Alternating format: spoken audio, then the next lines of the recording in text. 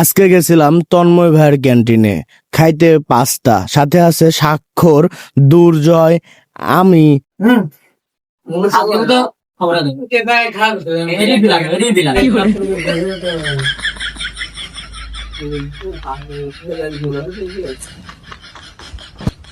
Pasta খেলাম খিচুড়ির মতো, স্বাক্ষর কিন্তু একটু পাইলো না। আসলে কি তন্ময় ভাই এটা আমাদের গিফট করছিল খাওয়ার জন্য। কথায় আছে না, বাঙালি ফিরে পেলে আলকাতরাও ছাড়ে না।